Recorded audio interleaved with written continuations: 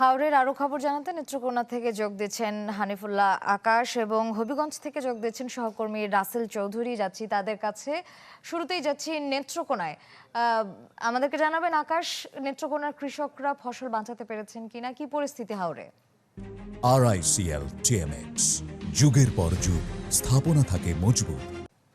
হাওড়ায় কিন্তু গত কয়েকদিনের যে বর্ষণ এবং পাহাড়ি ঢলে কিন্তু হাওড়ের প্রায় নেত্রকোনায় 22,000 হেক্টর জমির বড় ফসল একেবারে পানিতে নিমজ্জিত হয়েছে এবং এই নেত্রকোনার হাওরে 69,698 জন কৃষক প্রাথমিকভাবে ক্ষতিগ্রস্ত হয়েছে বলে জানিয়েছে কৃষি বিভাগ। তবে এই সংখ্যা আরও অনেক বেশি হতে পারে বলে কৃষকদের দাবি। তো এই নেত্রকোনায় যে ক্ষতির পরিমাণ আর্থিকভাবে দাঁড়িয়েছে সেটি হচ্ছে 313 কোটি টাকার ধান। এটার যে বড় একটি ক্ষতি কিন্তু হাওরের কৃষকদের জন্য। এবং আপনারা আমার পেছনে দেখছেন যে হাওরে বিস্তীর্ণ হাওরে কিন্তু এখনো পর্যন্ত অনেক জায়গায় কিন্তু যে উঁচু যে জমিগুলো রয়েছে সেখানে কিন্তু এখনো ধান রয়েছে।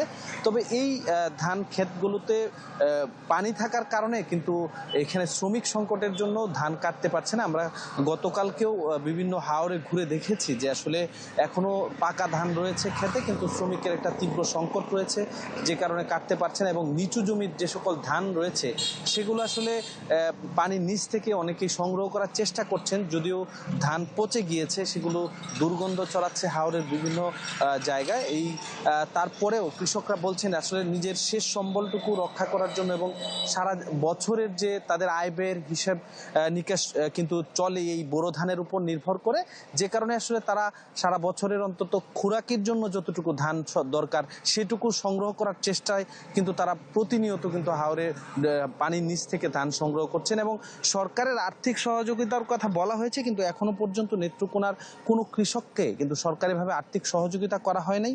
এবং ধান ক্রয় শুরু হয়েছে, কিন্তু হাওরের মানুষের এখনো অনেক ভেজা ধান রয়েছে, সেগুলো কিন্তু আসলে সরকার কিনছে না। এবং এই জন্য কৃষকরা বলছে যে আসলে সরকারের যে সকল গৃহীত পদক্ষেপ নেওয়া হয়েছে সেগুলো কিন্তু আসলে এই হাওর অঞ্চলে কৃষকদের জন্য এখনো পর্যন্ত সেইগুলোর কোনো সুফল কিন্তু আসলে বয়ে আনছে না।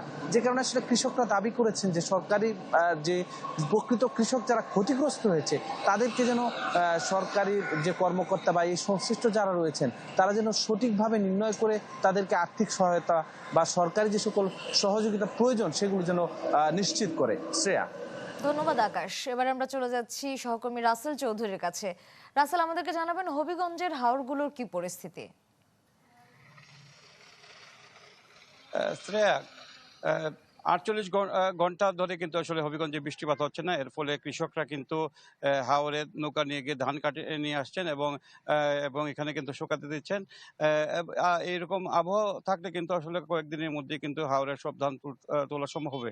আমাদের সাথে এখন উপস্থিত আছেন হবিগঞ্জ কৃষি সম্প্রসারণ অধিদপ্তরের অতিরিক্ত উপপরিচালক দীপক কুমার পাল। ওনার সাথে আমরা কথা বলবো যে এখন হাওরে কতটুকু ক্ষতি হয়েছে এবং আপনারা কৃষকদের জন্য কি ব্যবস্থা নিচ্ছেন।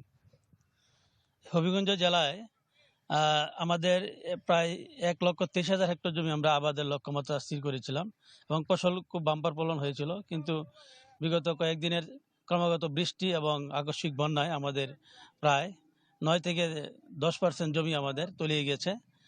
এবং তলিয়ে যাওয়ার ফলে যে নষ্ট হচ্ছে এটা এক বিষয়। আরেকটা বিষয় হচ্ছে যে আমাদের আসলে যে ধানটা কাটা হয়েছিল সেটা আসলে রৌদ্রের অভাবে সেটা শুকাতে না পারার দরুন অনেক ক্ষেত্রে দেখা যায় চারা গজায় গেছে সেই ধানে। এবং সেই অনেক অনেক পার্সেন্ট প্রায় 20% ধান কর্তনকৃত প্রায় 20% ধান আমাদের পচে গেছে। এতে আমাদের যে ক্ষতি হয়েছে প্রায় টাকার অঙ্কে প্রায় সেটা 3 থেকে 350 কোটি টাকা।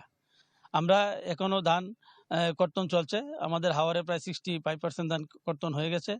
আর হাওর ছাড়া যে উঁচু এরিয়াতে সেখানে প্রায় 25%-এর মতো ধান কর্তন হয়েছে। এবারে যে প্রায় 40% ধান আমাদের কর্তন হয়েছে। যদি দিন ভালো থাকে আসলে এটা আরো দ্রুতগতিতে কাটবে। পাশাপাশি আমাদের যে হারভেস্টারগুলা, আমাদের যে কম্বাইন্ড হারভেস্টারগুলো আছে এগুলাতে বৃষ্টি থাকার দরুন এই ধান কাটতে পারছে না।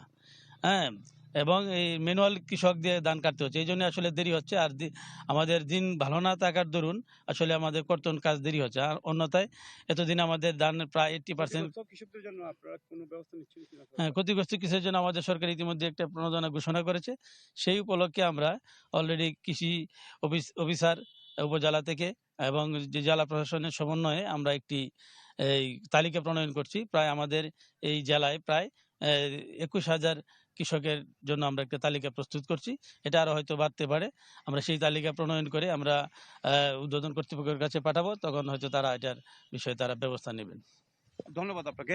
আসলে হবিগঞ্জের যে ৩টি উপজেলা রয়েছে, এই হাওরগুলোতে কিন্তু ধান কাটা চলছে এবং বৃষ্টি না হওয়ার কারণে ২ দিন ধরে কিন্তু কৃষকেরা মাঠে কাজ করে যাচ্ছেন।